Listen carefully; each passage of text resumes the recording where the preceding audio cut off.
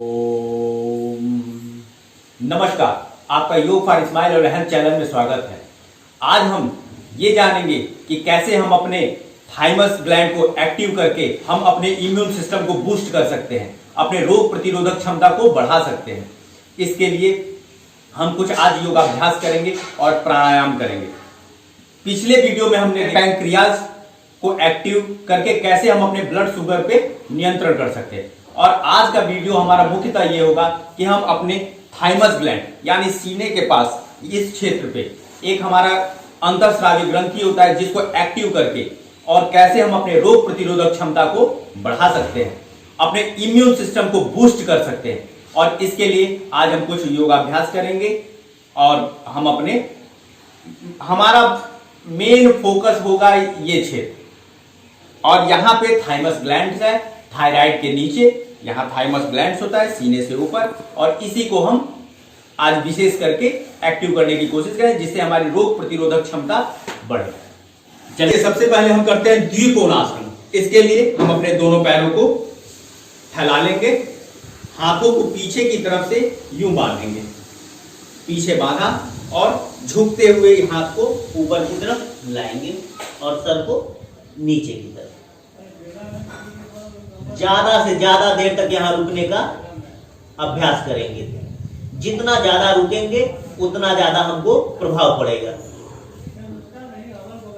ये समय आपको ये पूरी तरह से महसूस हो रहा होगा कि आपके सीने पे यहां पे दबाव पड़ रहा है, और इस दबाव के नाते ही यहां ब्लड सर्कुलेशन तेजी से होता है और थाइमस ग्लैंड्स हमारा एक्टिव होता है। इसके टी सेल जनरेट होते हैं जो बहुत लाभकारी है।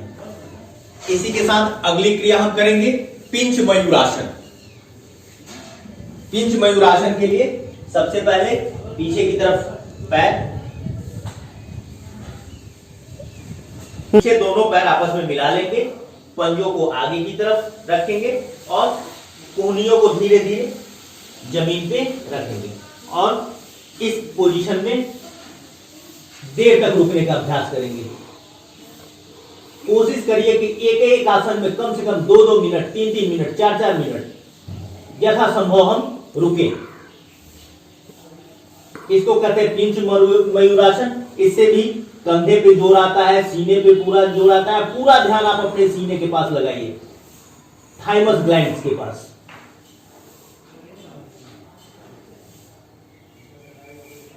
फिर अगली क्रिया हम करेंगे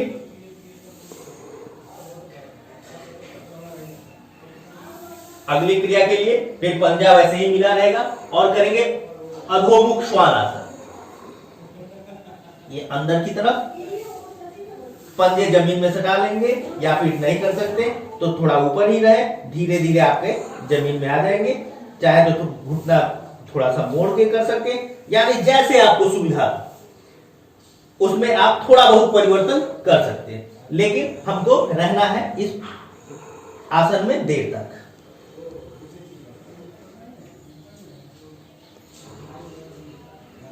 चलिए, अगली क्रिया करते हैं ऊर्ध्वमुख श्वान आसन। कमर के पास दोनों हाथों को रख देंगे और पूरे शरीर को यूं उठा लेंगे पंजों के बल पर। यह है ऊर्ध्वमुख श्वान आसन। सिर्फ जमीन में पंजे ही लगे रहेंगे और पूरा शरीर हाथ और पंजों के सहारे खड़ा है, और सर बिल्कुल पीछे की तरफ, शरीर बिल्कुल सीधा। इसमें भी पूरा चेस्ट आपका बाहर तक आता है और ब्लड सर्कुलेशन अच्छा होता है, जिससे हमारा थाइमस ग्लैंड एक्टिव होता है। इस आसन से एंटीडोट्स बनते हैं। हमारा शरीर स्वयं जनरेट करता है एंटीडोट्स को। अगली क्रिया करेंगे श्वान आसन। श्वान आसन के लिए आगे की तरफ झुकेंगे, घुटने के बल खड़े हो जाएंगे, हाथ बिल्कुल सीधा, जीभ बाहर कर लेंगे, अपना जीवा जितना निकाल सकते, और पूरे प्राणवायु को बाहर की तरफ धक्का देंगे, जिससे हमारा पूरा पूरा ध्यान यही रहेगा, और धक्का देंगे इस तरह, यानी पूरे फेफड़े इसमें काम करते हैं, और इसी क्षेत्र पे हमारा पूरा एक्टिविटी होता है, जिससे ब्लड सर्कुलेशन हो, थाइमस ग्लैंड्स हमारी एक्टिव। आइए इसका अभ्यास करते हैं।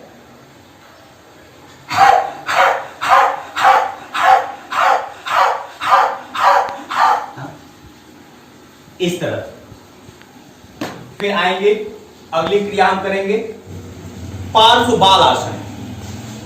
अब सारे आसनों में आपको देर तक रुकना है, तो जाहिर सी बात है कि आप देर तक रुकेंगे तो थोड़ा बहुत आपके स्ट्रेस आएंगे, तनाव आएंगे, और उसको थोड़ा सा हम लोग रिलीज करने की कोशिश करते हैं। तो रिलीज करने के लिए सबसे अच्छा है पार्श्व बाल आसन। उसको भी करने से हमारे सीना जब ट्विस्ट होता है तो यहाँ ब्लड सर्कुलेशन काफी अच्छा होगा। उसमें सीधे जाएं, सांस छोड़ते हुए, हाथों को, दाहिने हाथ को बाएं तरफ लेके आए और कान से लगा के और सर के पास कमर उठा लेंगे। कमर बिल्कुल उठा हुआ रहेगा, हाथ सीधा और एक हाथ कान से लगा हुआ सामने की तरफ करें। यह है पार्श्व बालासन। इससे आपको रिलैक्स भी होगा और पूरा तनाव जो है इस क्षेत्र में पड़ेगा, जिससे आपको थाइमस ग्लैंड्स आपका एक्टिव हो सके। ये सब करने के बाद एक अगली क्रिया और हम करते हैं अंत में, जिसको कहते हैं अर्धशलभासन। अर्धशलभासन के लिए आप जमीन पे पेट के बल लेटें, हाथ को पुनः बांध के और रुके।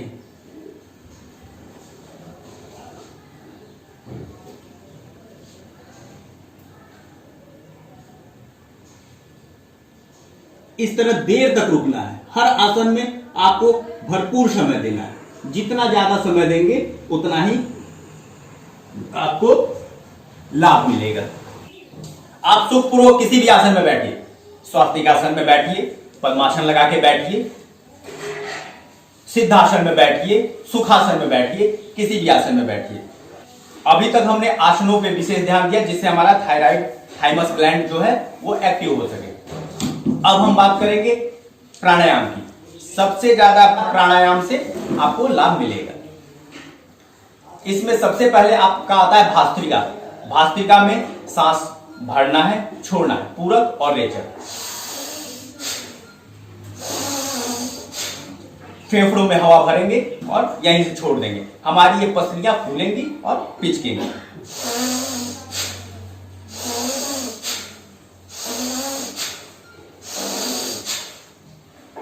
एक एक मिनट का एक आपका सेट होना चाहिए। कम से कम 3 बार और 4 बार का ये सेट करिए। 1 मिनट लगातार करने के बाद फिर आप कुछ सेकंड तक रुक जाइए। 10 सेकंड, 15 सेकंड, 20 सेकंड रिलैक्स होइए और फिर दोबारा करिए। यानी कम से कम 3 सेकंड, 3 से 5 मिनट तक आप कर सकते हैं, लेकिन बीच में ब्रेक लेके, बिना ब्रेक के नहीं। आप सहज गति से उसको करें। फिर अगली क्रिया हम करेंगे कपालभाति। इसमें केवल रेचक करना है, यानी सांसों को छोड़ेंगे, पेट को धक्का देंगे और नाक से केवल प्राणवायु को बाहर करते हैं। इसमें भी आप देखेंगे कि सबसे ज्यादा जोर हमारे सीने पे पड़ता है और यहीं पे धक्का उत्पन्न होता है, जिससे हमारा यहाँ का क्षेत्र ब्लड सर्कुलेशन परफेक्ट होता है और थाइमस ग्लैंड्स एक्टिव होता है।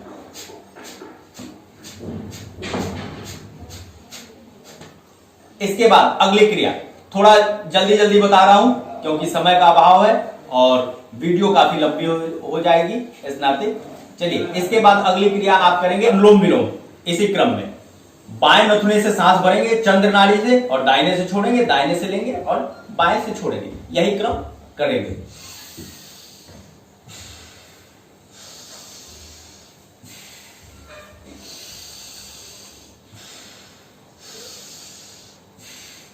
इसका अभ्यास कम से कम 10 मिनट का करिए, बहुत प्रभावशाली है। अगली क्रिया हम करेंगे उज्जाई। उज्जाई के लिए गले को खींच के और सांस भरते हुए आवाज करते हैं। इस उज्जाई प्राणायाम करते हैं। उसके लिए जीभ को तालू में लगा लेंगे और सांस को खींचेंगे गले से आवाज करते हुए।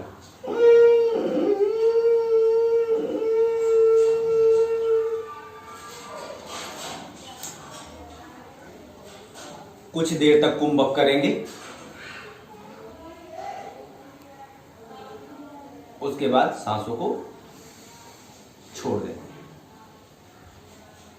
ये भी हमारे गले की समस्याओं के लिए सबसे लाभकारी है। जब हम सांस को खींचते हैं तो यहाँ पे बल पड़ता है, इससे हमारा थाइमस ग्लैंड एक्टिव होता है और रोग प्रतिरोधक क्षमता हमारी बढ़ती है।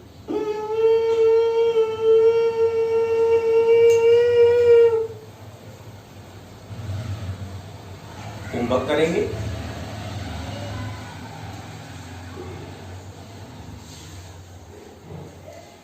और फिर बाएं नथुने से सांस को छोड़ देंगे।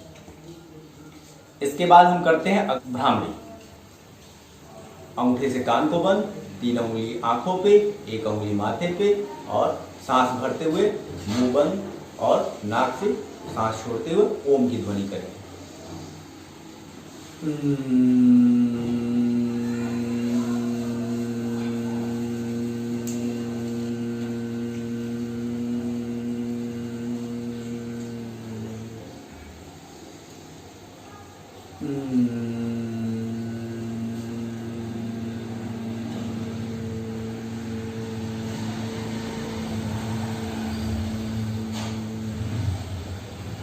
अब करेंगे हम उद्गीत, जिसको ब्रह्मनाद भी कहते हैं। ये कम से कम इसका 21 बार का अभ्यास आप करें।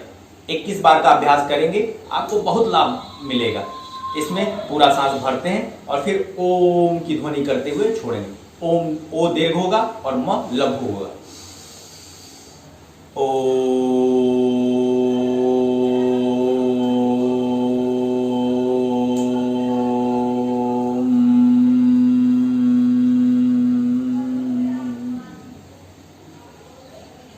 इस तरह बताए गए इस वीडियो के 5 आसन और 5 प्राणायाम को करके आप अपने इम्यून सिस्टम को स्ट्रांग कर सकते हैं, स्वस्थ रहेंगे, मस्त रहेंगे और सरकार के दिए हुए दिशा निर्देशों का पालन करिए, सोशल डिस्टेंसिंग मेंटेन करिए, जिससे ये कोविड-19 नाम का वायरस जो है स्वतः हार जाए और हम सब जीत जाए। चलिए।